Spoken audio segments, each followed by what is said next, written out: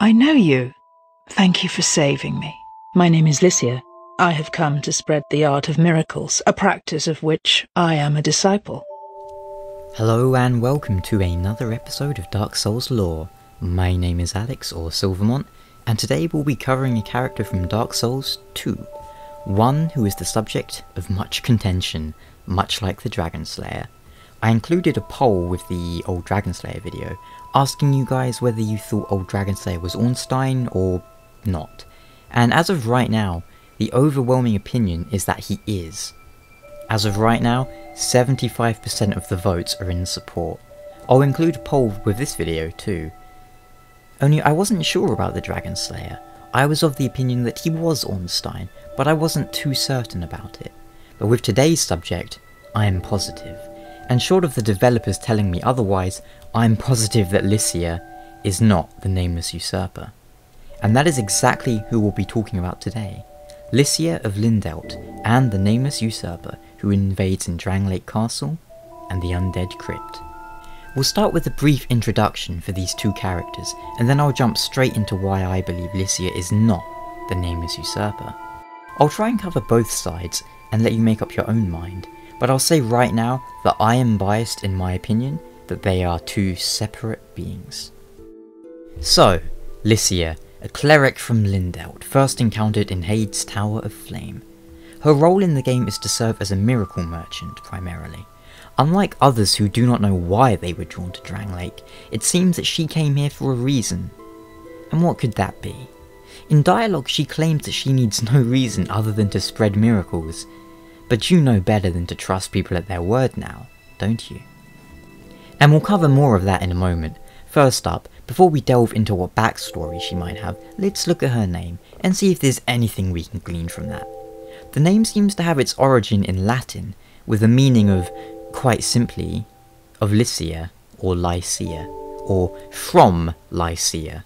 As with most names, however, there are dozens of variants, and some take it to even be a shortening of names such as Alicia, Alicia, and Felicia. Not that I think there's any connections between Licia and Felicia the Brave. Other possible meanings include noble and happy, so in short there doesn't seem to be anything important concerning her name. It's not like her name means trickster. But why is she really here in Drangleic? I'll give you my opinion and back it up with what facts I may, where I can. I think Licia is quite simply a scam artist. It comes from her very dialogue. Just take a listen to this, for example. And now, you can have this power for yourself. Don't miss out on the road to enlightenment. Licia is a medieval version of spam email. She's come to Drangleic to trick the desperate, the gullible, the foolish. Perhaps trick is not quite the right word, for her miracles are the genuine thing. She sells us a variety of working miracles that can well prove useful. But are they worth what she asks? And she will scam us in other ways. The Rotunda in Majula, for example. She claims that it is operated by faith, powered by miracles, which we know is a lie. It is in fact purely mechanical by nature. Slay Licia and take the lockstone from her, and we can read the following. A stone which rotates the Majula Rotunda. Insert into the central pillar to align the rotunda with a different passageway. Nothing magical about it, but a fine feat of engineering. So there you have it. That alone proves she's a liar. And do you remember a certain fatty by the name of Petrus of Thoroland? Do you remember how he also sold us miracles?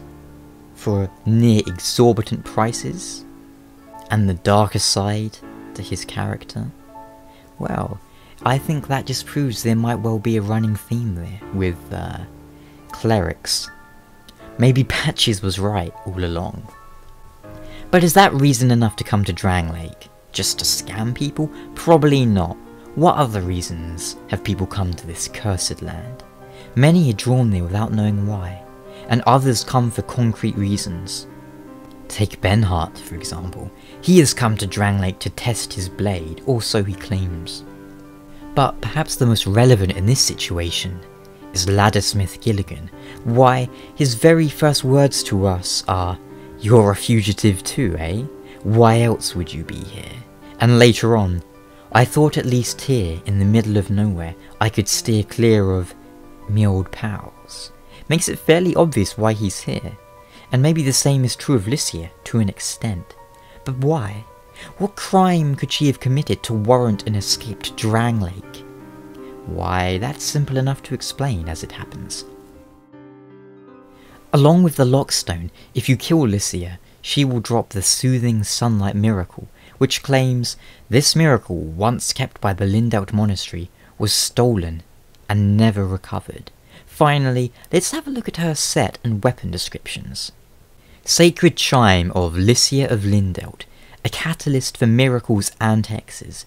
In any town, there will be a few folk with unusual urges. They either endeavour to resist these urges, or act upon them out of the view of others. The world is not so welcoming that they may bear their souls true. What are those urges? Specifically, I don't think it's too important. It's just a key to further hint at Licia being more than a well-meaning cleric. Perhaps that chime having incredible scaling with hexes, the darkness, is what it is referring to. Then, let's have a look at the description of her clothes too. Lindelt is founded upon stringent commandments. Its inhabitants often travel to distant lands for ascetic training. But more than a few of these trainees liberate themselves from Lindelt's teachings in the process. While it's true Licia dedicated herself to miracles, it's rare for anyone to pass through life without trouble. Even clerics aren't always who they seem. All of this tells us what her dialogue hinted at. In my eyes, Licia trained as a cleric in true, but was never what you would call a good person. After all, you can use miracles to do some very nasty things. Something led Licia to steal a miracle and following that, escaped Drang Lake. Indeed, maybe that's what it's referring to with her urges. Maybe she was a kleptomaniac. But before we get on to the Nameless Usurper, I feel it's worth mentioning that Licia has unused dialogue in the game that implies she was locked in a cell or trapped somehow, needing our assistance to free her, following which she would move to Medulla. Now, considering what we know of Licia, maybe she was locked up in the Bastille, or maybe she was locked in the Blue Cathedral in Hade. Interesting to speculate on, but ultimately that content was never used. The Nameless Usurper then. Since the game came out, people have been claiming that Licia is the Nameless Usurper. Let's have a look at the evidence for and against, shall we? And we'll start with the obvious. Licia and the Nameless Usurper are wearing the same set of clothes. In the official strategy guide, under one entry of the Nameless Usurper, it has Licia of Lindelt in brackets. The crushed eye orb, which is used to invade Licia, is found shortly before the second area in which the Nameless Usurper invades us. Now, because of these facts, people assume that her sin is invading us, or trying to usurp, and so on. Now, here is the evidence that, in my eyes, proves she is not the Nameless Usurper. Licia is equipped with no other weapon save for her idol's chime. If you silence her, she will not pull out a bandit knife and start attacking you. The NU, on the other hand, only uses a bandit knife and no miracles. If she was trying to conceal her identity, then why wouldn't she change her outfit? The cleric gear she wears is extremely distinct. Licia and the Nameless Usurper appear to have different hairstyles. Although it's impossible to be certain from these screenshots, the NU seems to have blonde hair. It's in the name, Nameless Usurper. How many times does the game outright lie to us? Do we fight Abyss Walker Artorias? No, we fight Knight Artorias. The Nameless Usurper and Licia have different amounts of health and stats. Namely, Licia has a much higher health than the Usurper. And here's the real kicker. You can kill Licia at the start of the game, and the Nameless Usurper will still invade you. There you have it. Empirical evidence as far as I'm concerned. No other NPC can invade you after you kill them.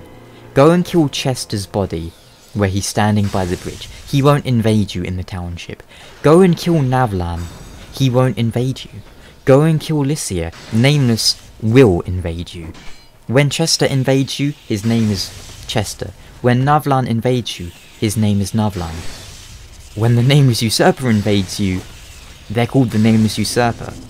Don't believe what you see on the wiki about convoluted timelines and Nameless Usurper invades you because you killed Licia. No, that's nonsense as far as I'm concerned. Convoluted timelines was a theory put forth by Solaire to explain why you can summon other phantoms and other players. It's not a catch-all to explain anything that doesn't make sense.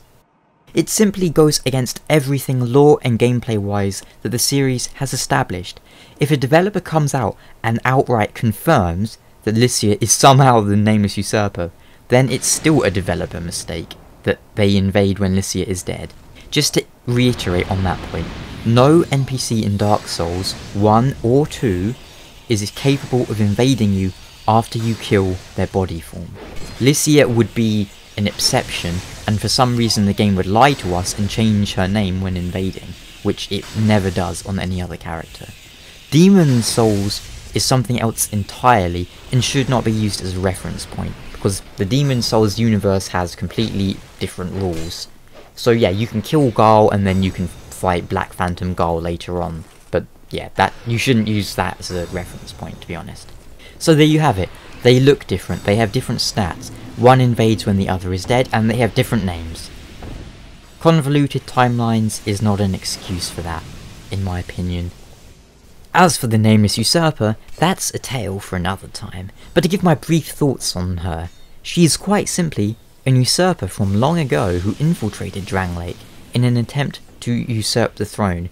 Given that she is wearing clothing associated to Lindelt, well, we find a lot of Lindelt warriors and clerics in the Shrine of Amana, so it's not too much of a stretch, especially considering the rivalry between the two kingdoms. Indeed, it says in the game that Licia were considered worthy rivals for Drangleic back in the day, and I believe that is what the Nameless Usurper is/was. She was there to try and usurp Drangleic by assassinating either Nishandra or Vendrick. Probably Nishandra, but who can say? Maybe, and this is purely fanfiction speculation territory, maybe she was sent to seduce Vendrick, or to convince him in the art of Lindelt miracles, to take him away from Nishandra. But what about Licia? What else is there to say about her? Not too much, other than to briefly touch on the subject that she is almost certainly the most powerful NPC in the game. When it comes to pure gameplay mechanics, her Wrath of the Gods is likely to one-shot you, even through a great magic barrier. Her cast speed is immense, and she has extremely high faith. Also, her Wrath of the Gods seems to do physical damage, whereas the player version, I believe, does lightning damage, but I'm not entirely sure on that point. Her extremely high faith only further mystifies me on how people can think she suddenly halves her hit points and decides to hit us with a bandit knife when she invades. I mean, she could invade us and kill us with Wrath of the Gods and we'd probably die. Taken as her own character, I find Licia an interesting parallel on the corruptions of faith. Combined with the Nameless Usurper, she instantly becomes an illogical, lazy mess that outright ignores the laws of the Dark Souls universe and makes no sense. But you're saying, we invade Licia. What is her crime? Why are we invading her? Why is she guilty? Well, quite simply, not only has she been scamming people, she's fraudulent, but she also stole a miracle. Now, you might not think that fraud is that serious of a crime, but at least in the Divine Comedy, in Dante's Inferno, I believe that fraud is one of the lowest levels of hell. In fact, I believe it might be the 8th level, in fact. And that is quite a severe punishment, so yeah, fraud isn't something to be passed off lightly, by any stretch. But hey, that's just my opinion. Although I believe that there is concrete evidence, nothing is ever 100% concrete with Dark Souls. It is entirely possible that the Nameless Usurper is Licia. I am just strongly of the opinion that she is not, and it would take a lot to convince me otherwise. But what do you think? And if any of you are into the whole modding, coding side of things, maybe you can try and get a comparison straight from the game files, whether it's a rip of their face texture, their model, anything like that. But as you saw from my extremely high-tech screenshots, it seems to me they have different hairstyles and facial structure. Either way, thank you so much for watching, and I'll see you on the next Dark Souls lore episode.